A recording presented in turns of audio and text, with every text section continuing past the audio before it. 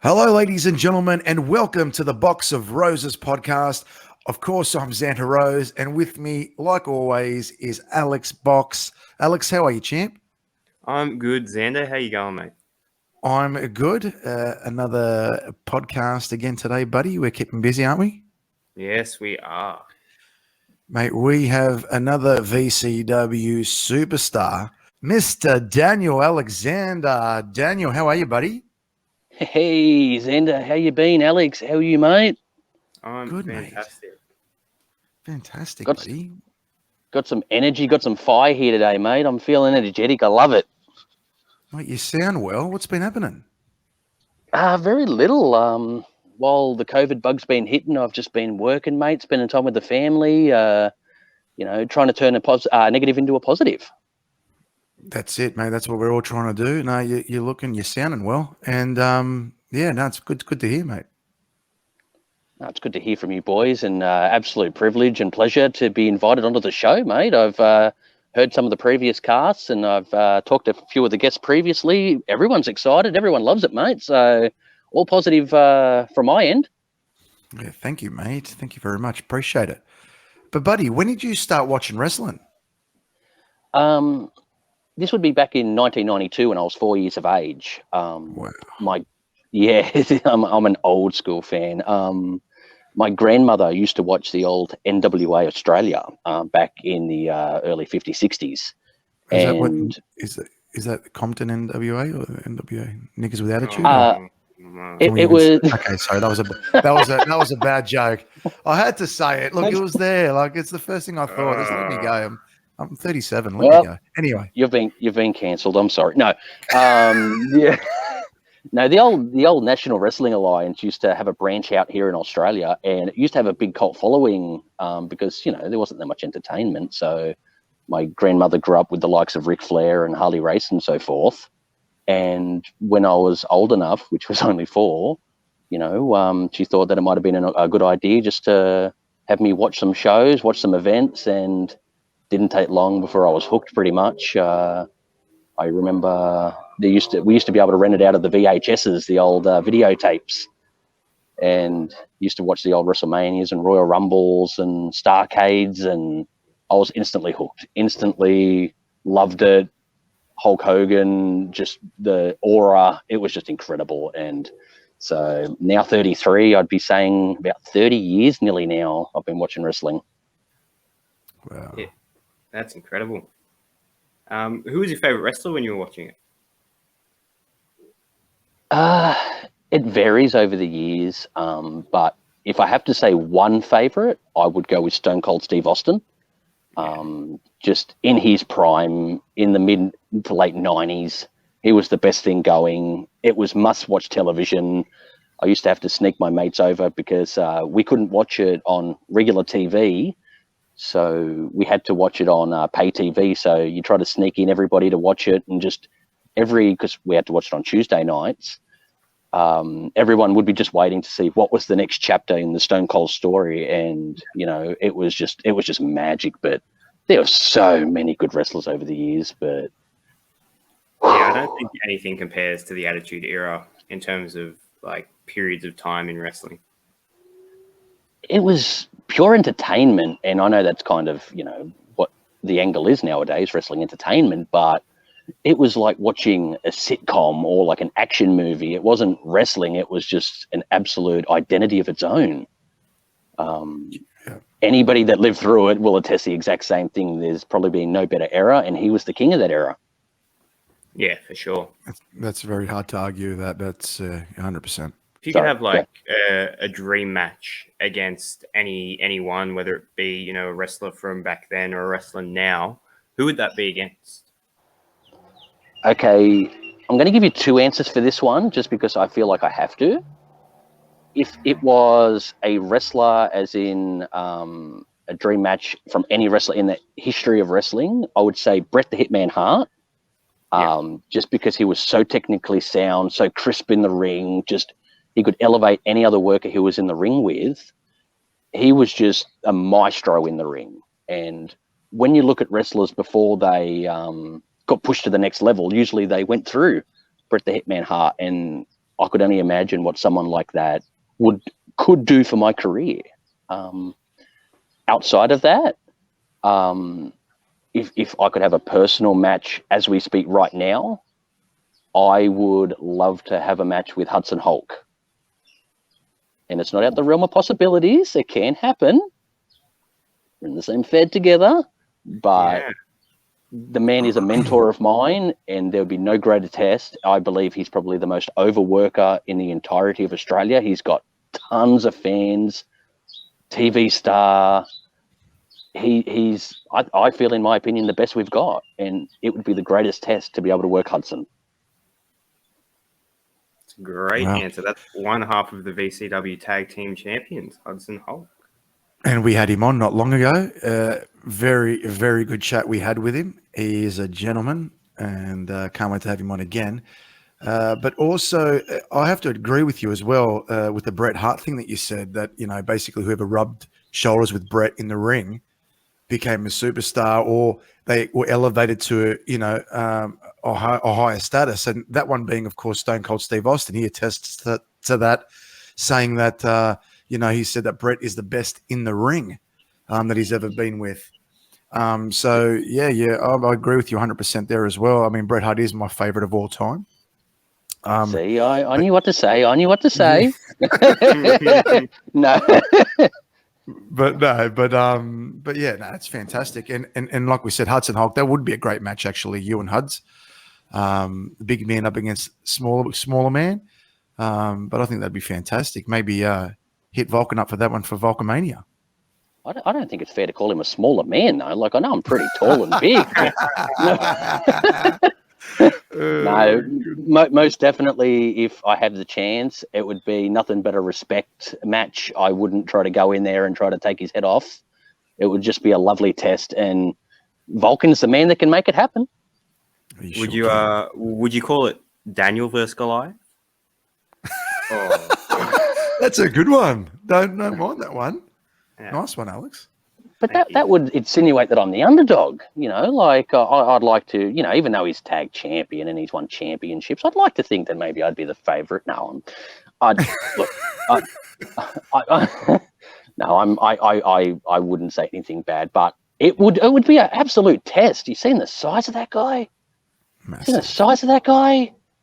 Damn, man, I'm going to have to run rings around him for 15 minutes just to get him out of air. Yeah. His arms, like, what are they? Like, his arms are my waist. Mate. They're my waist. He has muscles in places I didn't know I had places. Well, I don't think you've got any places either, to be honest. But sorry, was I shit going you again? I'm sorry. That's 2 times today. Okay. Too soon, Xander. Too soon, mate.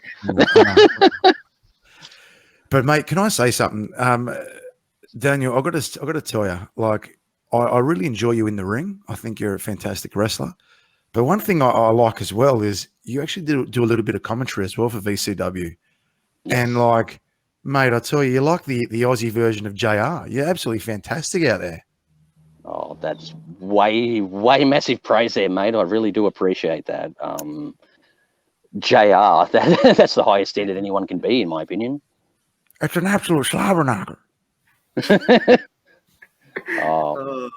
No, but honestly, like, you know, you haven't been doing it for that long, but you've done a fantastic job every time, you know, V's told you to go in there, and you just, you know, you sound like you're at home there as well. Like, so either way you're in the ring or whether you're outside commentating, I think there's a good place for you there at VCW. So it's good, and you do a really good job there.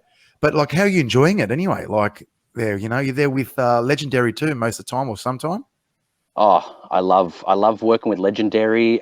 He is the polar opposite person to my. I love to play by play. I love calling the action. I love to watch our guys get in the ring, work their craft, and essentially I'm being paid to enjoy the best wrestling in Australia. It's simple as that. I get to watch what people pay for. And not only do I get to call the action, but with my years of watching wrestling, watching your JRs, Gorilla Monsoons, Bobby Heenans, King Lawlers, I don't believe there's anything better than good commentary to complement great wrestling. 100%. And I believe that when Vulcan first asked me to do it, I was a bit weary. You know, that's a big responsibility. Pardon me, big responsibility. I wasn't sure how I was going to go upon it. My first show actually commentating was next to Vulcan, which was very interesting, working with Vulcan, because big character, larger than life, and here I am calling the action one by one. But then I got into it, started feeling it, and the boys, when I got to the back, nothing but compliments, nothing but just telling me that it just sounds like they can go out there and whatever they do is amplified by whatever I say. And it's just, I don't know how I would call myself as an announcer. That's up to the fans, up to the wrestlers and so forth. But I've heard nothing but praise and love, and it's just so inspirational to go in there, call the action, pure energy, pure love, pure adrenaline. I'm calling it as if, you know, it's the last thing that I do, mate, because I want to leave that impression for the people that come and pay. They deserve the best, so we give the best. Simple. And that's what I think as well with the VCW shows. Everyone's got their own opinion, whether they like the commentary or not. But personally, for me, I love the commentary because it's getting that crowd really engaged. And not only that, but you help also tell the story of what's going on between these two wrestlers. So I think, you know, it's not the luxury that we have on TV when you see WWE or AEW or something like that, where you can know what's going on. It's like, you don't have time to know what's going on with these two guys that are in the ring. So that commentator there is doing his best to be able to liven that thing up for everyone who's watching. So like I said, I think it's an absolute vital part of VCW. And it's one of the reasons why I think VCW is one of the best shows to watch, wrestling shows to watch, definitely 100% because of that as well. So they definitely tick that box, I think. Definitely agree with that. When it come to VCW starting, one of the things that I spoke to Vulcan about was good audio, good production, good wrestling. And the wrestling part was easy because we've got the best roster in Australia, in my personal opinion. But when you got the movies, the footage, and even for people who aren't experienced with wrestling, the commentary is a guide. It's an illustration of what's happening, just to kind of, so you don't feel left out. You know, if we're calling move to move or we're talking about who the wrestlers are, I believe that we're drawing and writing a story for people. I think it's vital, and Vulcan loves it. I haven't had any complaints so far. That's usually because I don't read my hate mail.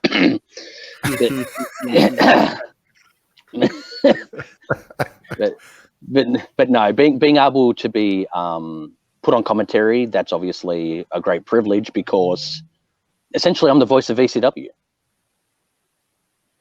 Yeah, well, he also said as well when he was on Vulcan, he said how, you know, what a wonderful job that you're doing there on the commentary. So, I mean, like we said, all around, everyone's really happy. You're doing a fantastic job, and it's a vital job for VCW. But yeah, well done, mate. And you know, you can't lose, whether you're in the ring or you're outside. You've got some sort of role there at VCW, which is fantastic. Oh, it's great. Well, when I'm in the ring, it's a possibility I might lose. Especially if it's up against Hudson. Oh, mate, I'm a smaller guy compared to a lot of these blokes. I've got to work extra hard so I don't get my backside whooped. But at least on commentary, at least I can, you know, safely provoke the guys and get a response, because if I'm in the ring, then they usually respond with a kick or a punch. So it's the commentary is nice because you don't get beaten up as often. So you know, I do appreciate the praise. No problem. But you know, I remember that there was a big rumor. It was actually supposed to be me and you for my first match there at VCW. Yes. They changed it last minute, but yeah. So that's anyway. I think maybe one day we might be able to do something. Who knows? But you know, it's in God's hands. So let's move on from commentary to your in-ring career. When did you start wrestling? I joined a fed here at Wollongong in 2014 training. It was late 2013, early 2014. And so I've been in the business now touching 8 years. It was something that happened because I went to school with someone who was a wrestler, ironically enough. And I I mentioned that, I was a fan and I enjoyed it, and he gave me a link to someone who could help me, and I joined in late 2013, early 2014. I can't remember because do we really count the training part, and do we, Yeah. So probably late 2013 in that regards. Late 2013. And it wasn't soon after, that got bit by the bug and stuck around for all this time, really. Mate, so what was it like having, Mr. Vulcan, John Saru, as your wrestling coach? Okay, now that was something I was never going to anticipate, because growing up as a young kid, I watched The Gladiators, and also I was a major James Bond fan. So Vulcan being the brash, angry, beat 'em up, scary, big dude that just whooped everybody, and then playing a big henchman in the Bond films, I'm thinking, oh, goodness gracious, this guy is going to kick my backside something fierce. This guy's going to be scary. He's going to demand. He's going to just torture me. And then I got, a few years ago, I got set up with a meeting with Vulcan. And I'm like, oh boy, here we go, and I was injured at the time. So I was just recovering from injury. And I'm like, all right, here we go. This guy I've been watching since I was a kid, and been, hey, Vulcan, how you doing? Hey, buddy, sit down, come have a snack. We'll have a coffee. I'm like, you're not going to beat me up. No. So Vulcan has been absolutely incredible for me from the very time that I walked in. When I said I wanted to train in wrestling, a lot of the times through the years, that's been met with laughter, or been met with, is this a joke? Or, it's something that, has been a real issue of mine over the years, that people did not want to train me. Why? I don't know, but I really wanted to be in the ring. And when I said to Vulcan, when I recover from my injury, I want to be trained by you. Yep, no dramas. Just let us know. And from that point onwards, he's gone out of his way to make me feel comfortable, not only in the ring, but out the ring, whether it be production, commentary. There's so much. And Vulcan, I find, is very inclusive. If you can help Vulcan, he will more than do anything to help you. And he rewards loyalty, he rewards respect, and I can't say anything else better about Vulcan. He's one of my favorite people in the world at the moment, so lots of love for the big dog. And at any time he can ring me up at the middle of the morning and tell me about what he thinks of who I should wrestle, or what he wants to do at the next show. And just every conversation's lively and fun, and just nothing but praise for Vulcan. I've got nothing else but praise. Does he keep you on the phone for 40 minutes like he does Zorba? I'll do you one step better. Usually, if he's in a good mood, it'll be several hours. and that's not even being sarcastic. That's actual truth. Like, there's been times where me and Vulcan have had 2 hours, 3 hours on the phone, where, because when I was doing production and, doing all the video packages and promos and so forth, he wanted to make sure that, his vision came across on our shows. And, he's a bit of a perfectionist, even though he won't admit it. He loves when things go 100% right, and he loves things just to come across as he envisions them. And you're sitting there, and after a while you're like, oh boy, I've really been on the phone here a while. I've got to get back to doing things. So put him on the headset and mow the lawn. That's it. But the one thing I really want to talk about tonight is that ridiculous, crazy match that you had with Rusty Colt. Oh, At here comes the PTSD. At beats and beatdowns too. Yes, okay. You go ahead, mate. So because I was there live watching it. Yes. And like my friend, it was the most entertaining and overmatch of the night by far. Also, I don't think I've seen someone cop a beating like you did and still survive, which is credit to you, because that man, Rusty, he's one violent crazy, and I don't like swearing, but I'm going to swear right now, motherfucker. He's one crazy man. He'll appreciate that compliment. So tell me, mate, how'd you even get to have a match with him?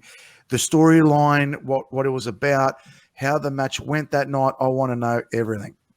Beautiful. Well, I can give you the whole scoop, and I won't skimp on any of the details because there was a lot. There was a lot that went into that match, which is surprising actually, because it was the first time I'd ever co-main evented in my career, which is incredible if you think about it, because a lot of the matches that I'd had in the past were against rookies or against upstarts or debutantes.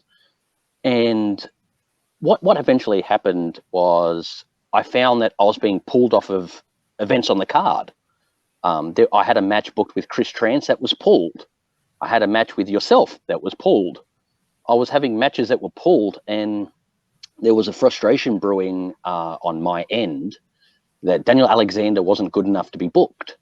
I was good enough to sell the merchandise. I was good enough to play the music and to motivate the boys, but I wasn't good enough to get in the ring. And from years and years and years of being told, no, you're not good enough. No, you're not. We don't want you we don't want you in ring. You're not part of our future, which once again, I've been told several times. I had this seething anger that was brewing. And one day while I was at Vulcan's gym, I snapped and I beat the living buggery out of Tommy Renegade. Tommy Renegade was just being a nice guy, and he was trying to help me through, the fact that I was having frustrations, and he was trying to patch the ground between me and Vulcan, and one thing led to another, and I beat him up. And then, well, to be fair, now that I look back at it, I should have hit him harder. I did throw him into a garage door in my defense. Fantastic. Saw that one.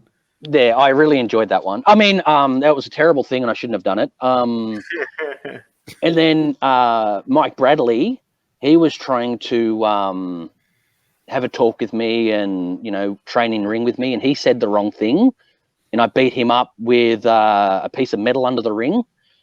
So I was really starting to get a bit unhinged and worried, and I was, I was coming home and I was angry, and I was, it was unlike me. And I spoke to my doctor, and he said to me that I had ADHD, and that, he'd put me on medication to calm me down and settle me down and, not worry, just, rest, let things happen. But then I talked to Vulcan face to face, and I said, Vulcan, look, I've got to have a match. We've got beats and beatdowns. It's the biggest show. I need a match. He goes, Daniel, I got nothing for you. And I said, Vulcan, I've done everything. I've tried medication. I've tried mowing the lawn. I've tried sweeping the floors. I've done everything humanly possible. Nobody has done more for VCW than me. You've got to give me a match. And he goes, look, I'll give you a match, but it'll be against Rusty Colt, because no one else wants to work Rusty Colt. No one else wants to fight Rusty Colt in a no-holds-barred ladder match, table match. It was a tables match eventually, as it was announced, no holds barred. And he goes, at beats and beatdowns, if you want a match, you'll get a match, but you're going to get your ass kicked. You're going to get absolutely beaten. You're going to end. There was a lot of problems with me at that time, with me fighting with other wrestlers, provoking other wrestlers, being a real pain, a real nuisance. And when it come to the match between me and Rusty, I started having second thoughts, because have you seen what that guy does? Have you seen him put people through tables and use ladders and chairs, and he bleeds and he laughs, and you're like, damn, man, this guy's a nutcase.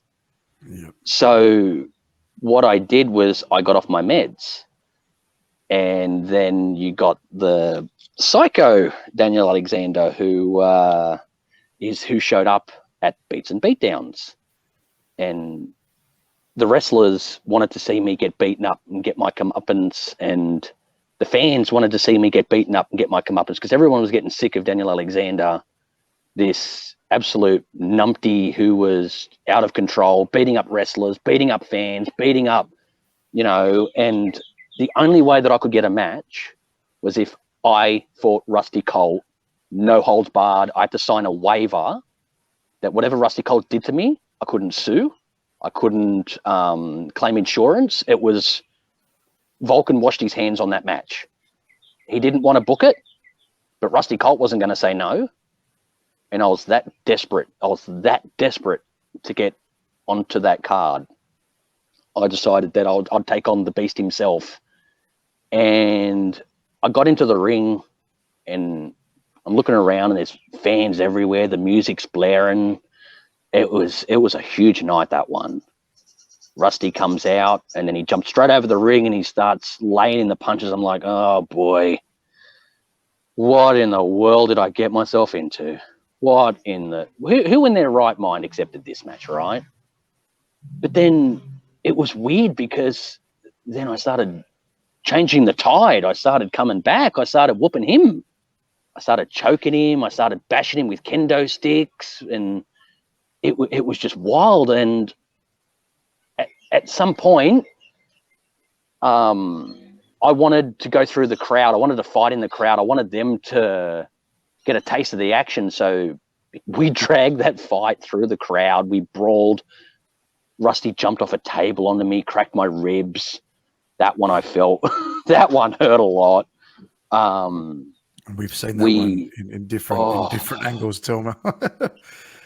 He was not going to go easy on me, that's for sure. But he threw me into. Can I say something here? So I remember, I don't remember the reasons why there was. I know there was a lot of heat that you had. Yes. With the wrestlers backstage, and I remember that. Now I don't know the fine details. I sort of kept away from that sort of stuff because I just wanted to focus on my wrestling. But I know there was some sort of heat. So whatever that was. But I remember that the beating that you copped, and the people backstage were happy that you copped a big beating. But I remember afterwards, after the match, it was like this sign of respect. It's like, look, whatever happened, sort of thing. And it was this, like, I don't know, it was like a great bond afterwards with a lot of the wrestlers I found with it. So it was like, you got your ass whooped, but that respect that you got from the locker room afterwards, I think, is more valuable than the loss, if you know what I'm saying. Oh, that was the greatest loss that anyone could have had, in my opinion. And I'm happy to just quickly go over the small details that I might have just skimped out, but we had I did have heat backstage at the time with a lot of the wrestlers, because I was, once again, I let my pride get the best of me. I started accusing people of things that they weren't doing. I was way off the deep end, and I said some things that really upset some people. So the match was more so me. Rusty was more than motivated, probably more motivated than any other match that he's ever had. He was asked as a favor to sort me out and to humble me, give me a touch of respect, and so forth. Like I said things that I shouldn't have said. Since that time, I've made amends, and I'm always happy to learn and be a better person. That's never been. But I was carrying on being a fool, upset some people. They were very, very happy, and no one wanted me to win that match. No one wanted me to win that match. No one wanted me to beat Rusty. No one wanted me to. I don't know anybody who was backstage that wasn't cheering the ass whooping that I got. And as you said, Rusty was extra motivated. He was honestly, he was out with a vengeance. Like, he wasn't holding anything back. Like, when he was hitting me with, all the weapons, and just say, anybody can say what they want about, he jumped off that ladder and splattered me through that table. Absolutely splattered me through the table. I felt the air just leave my lungs. It was the most pain I've ever felt in my entire life. And all I could do was, like, I could hear the referee talking. I don't know what he was saying. I lost the match, but then I looked over at Rusty and I saw how he was bleeding and he was not looking too well. He was concussed and he was, and it was like, damn, it got to this point where he had to literally put his body on the line, not only to beat me, but to teach me a lesson, so to speak. And that's what the match came down to at the end of the day. It was a lesson, but, I still think that I was very close to winning that match. He hit me with a low blow and then gave me a DDT on the floor, the wooden floor, put me through the table. At night's end, he was pouring blood and he looked horrible. But I came through the curtain and, as you said before, it was probably the most violent match that we've had at VCW. It was probably the most dangerous match we've ever had in VCW. But when you look at the highlight reels and you look at the footage and so forth, I don't think anyone can doubt that was probably maybe the most holy shit match that we ever had. Yeah, can't argue with that. It was crazy. I remember, I think it was Ozturk. We had like a camera at the back, and then he just like sort of peeked through the curtain and just sort of moving the camera across, and it's like, hang on a second, where's Rusty going? Oh no. And you can see the crowd, just everyone got their phones out. It was just, and then Rusty's done the old like cross and like kissed it and looked in the heavens, and he's just like boom, just jumped, and then the table broke, and then it was like, that's it, ref called it. That was my only ever main event, co-main event. So I felt to myself that was my opportunity to kind of make a name out of myself. That was my chance, and I'd like to think that, I'll go down in VCW as maybe taking part of the most dangerous match ever. So let's never do that again. I'm not doing that again anytime soon. So you mentioned that you've been wrestling for almost 8 years now. What would you say is the highlight of your wrestling career? Oh, geez, that is a good question. I've had a lot of highlights. If I was to pick one moment above all else, I know this is going to sound very sus, but being there on VCW's inaugural night was probably one of the greatest highlights, because we'd had started, and New South Wales is quite populated with feds. We started, and the very first night, sold out crowd. The wrestling was amazing. The night was amazing. It was met with praise. There was over 400 people. It was just nice to be a part of something brand new, but not only just brand new, but so successful straight from the get-go. And those little baby steps have led to what we currently have now. I think that as we speak, there was no better feeling than being a part of that. And just seeing the look on Vulcan, the boys, they were just so excited. And there was just, I've never seen a warmer, more happier locker room after an event. It was just feel-good moment, honestly, a feel-good moment. And I think I was just happy for the team. So just to see something start up as an idea and then it come to full fruition, I'd say that'd be my highlight. Yeah. You also mentioned that, like you said, there's a lot of federations in New South Wales. Have you worked for any other federations in New South Wales or even Australia? Yes. I was, when I first started, I was at UWA, which is now known as Rock and Roll Wrestling here at Wollongong.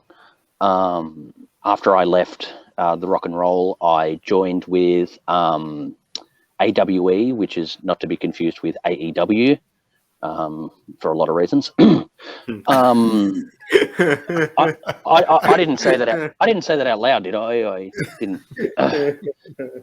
I did have a little bit of a partnership with Newey Pro Wrestling and PWA, where I'd go and volunteer my services when I was a young upstart. If they needed anything, I'd try to fill in.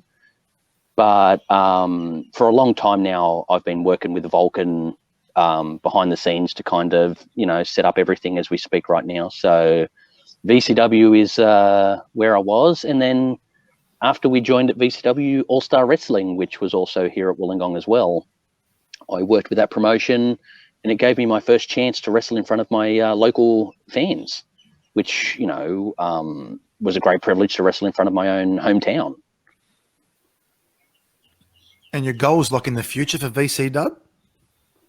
Okay, so maybe I should be a little bit selfish here.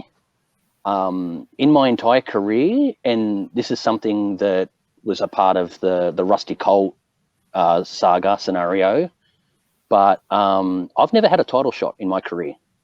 I've never been the number one contender. I've never had a title shot, and it would be a selfish goal of mine to say that I would love to have a title shot, whether it be for the heavyweight, the cruiserweight, or the tag team titles. I think that it would be an amazing feat to be able to not only become a champion, but also become a fan favorite, someone who can be cheered, an underdog who can make the big leap. And finally, it's a lot of years of being told I wasn't that great. I think that nothing would be a better exclamation mark than maybe knocking off Tony Cruz one day. We have a vacant heavyweight title, but right now I'm in the cruiserweight division. So if I was Tony Cruz, maybe look over your shoulder a little bit there, buddy. I think both Xander and I can say that we would love to see you kick Tony Cruz's ass.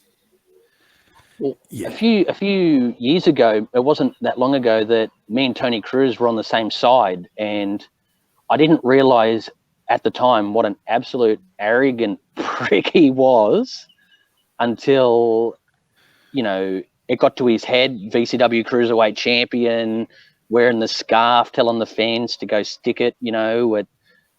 If I could overcome Tony Cruz, the Cruiserweight champion, no one's going to shed a tear. Not one person will shed a tear. And he is a prick of the highest order. I mean, you've got pricks, and then you've got the pricks of the highest order. He's like above them. So he is like, yeah. He's the prick of all pricks, Tony Cruz. Look, the thing is with him. Yeah, like we said in another episode, we'll just minding our own business, about to do a little review there of AEW, and then he just comes out of nowhere and just starts, flapping his gums. Like, I'm over him. I really am. And you know what? If I ever do come back to wrestling, I wouldn't mind going in the ring with him and whipping his ass, because I've had a gut full of him. And if you get in the ring with him, I hope you whip his ass. In fact, anyone who goes in the ring with Tony Cruz, I hope they whip his ass, because he's nothing but a maggot. And I hope he hears this, because I've had a gut full of him. Well, let me send a message then quickly while I'm here. When it comes to Tony Cruz and stuff like that, I've noticed that as of recently, he's been getting some guys on his squad, Gat and Trance and Vega and stuff. So he's not even winning matches on his own behalf. He's slimy, and he's just sniveling behind, other people. And it's only a matter of time before he's on his lonesome, and he's got to fight for his own pride, and he's got to fight for his own back. Someone's going to rise up to that challenge, knock him down a peg, and humble him. I assure you of that. Whether it be me, whether it be Prince, there's a lot of cruiserweights, and I tell you what, Cruz has put a big target on his ass. Yeah, I agree. But mate, what we do is we like to ask these questions for VCW wrestlers. Mate, who is the nicest guy in VCW? Okay, so I would bring it down to. No. Okay. I know that you like. Yeah, I want to know that one guy. Oh, okay. I know it's tough, dude, but yeah. Okay. No. I've got the answer. And I'm not going to try to upset anybody when I say this, but I would say the Prince of Leon. He has, from the very get-go, been very humble, hard work ethic, very, very sweet, kind guy. He's always looked at me for advice. He's always been a fan of mine. It was a pleasure to wrestle him a couple of years ago, but just there is nothing more than I can say about the Prince. He is probably what you see in the ring is the Prince. He's just humble, hardworking, and he would give you the shirt off of his back if you needed it. And you know what? He's also a good reader. That wouldn't surprise me neither. There's a lot of things there's something I probably missed there, isn't there?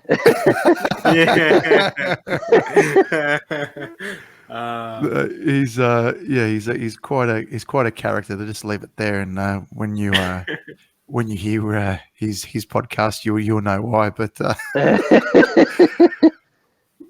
no, he's a lovely man. Yeah, he's got his heart in the right place, and he does everything for the business, professional, 10 out of 10. But I'll beat him up when I get him. No, I'm joking. You know what? If ever I was to enter the tag team division, I would say Prince of Leon is my tag team partner, no question. Nice. Okay, right. The biggest grub in VCW. Biggest grub.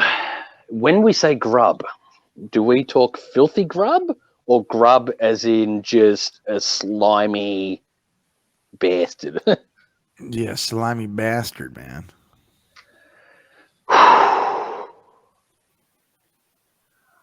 I would say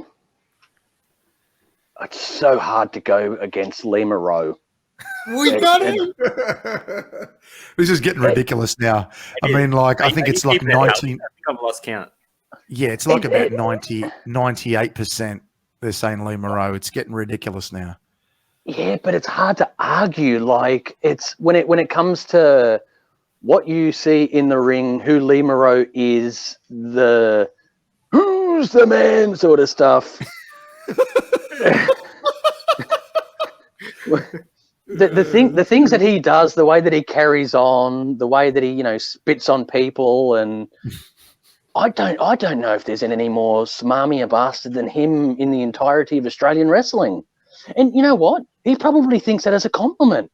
He probably loves being called a smarmy bastard. As he lives and breathes. Well, that's right. Well, you know where he comes from, right? He's from the Northern Beaches. Like, that itself is enough to be called a grub. Ugh. That's true. That's true. And, I've had a match against Lee Moreau in the past and stuff like that, and he's the most dirtiest, cheapest. He'll rake your eyes, scratch your back, kick you in the testes. He's got no shame. Yeah.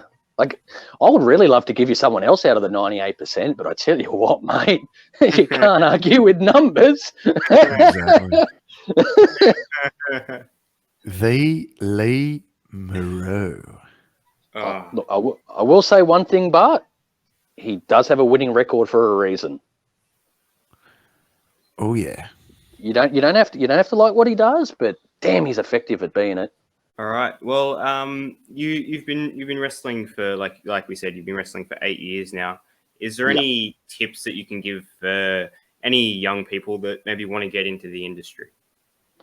If you wrestle me on your first match, you're screwed because I'm going to beat the living piss out. No, that's a terrible advice. No. Look, if I was to give advice, it would be advice that was given to myself.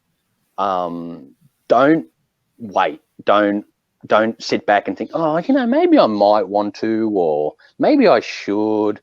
If you were that dead set on becoming a wrestler, if you've got that much passion, if you love the business that much, inquire, whether it be at VCW, which obviously I can attest with Vulcan as one of the best trainers, in the country. You can say anything really about Vulcan VCW. Look at our shows, that's all a Vulcan product. But if you've got a local fed, if you've got a local, go visit, go enjoy the quality. If you feel that it's for you, you've got to go 100%. You've got to put your head down. You've got to work hard. Wrestling isn't like just going to the gym and doing 20 minutes on the treadmill. It is thinking you're driving home in the car. Obviously, for me, traveling to Vulcans, I've got over an hour to travel every day, but thinking of moves that you want to do in the next match, thinking of promos, selling your character, merchandise. There's so many aspects that you just don't understand until you're in the thick of things. And you know this yourself, Xander, it's one thing to go in the ring, take some bumps, wrestle. It's another thing to perform for a live audience. Yeah, definitely. Experience. If you love it that much, pursue it, chase it, and don't let it go. Simple as that. I think that does us for today's episode, guys. Thank you, Daniel Alexander, for coming on Thank you, and giving Daniel us your time. Alexander. Not a problem at all. Love to be back anytime, any place. The We'd working definitely class love to have you Dan. on again. The working class Dan. Working class Dan. That's yeah, mate. Look, I'm looking forward. Now that this COVID rubbish is out the way, I'm looking forward to getting back in the ring, getting back at the commentary desk. We have a lot of time to make up for. We definitely do. To everyone listening, make sure you follow us on Facebook and Instagram at Box of Roses Podcast. Like, subscribe, comment on YouTube. We're begging you. Thank you very much, and have a good day.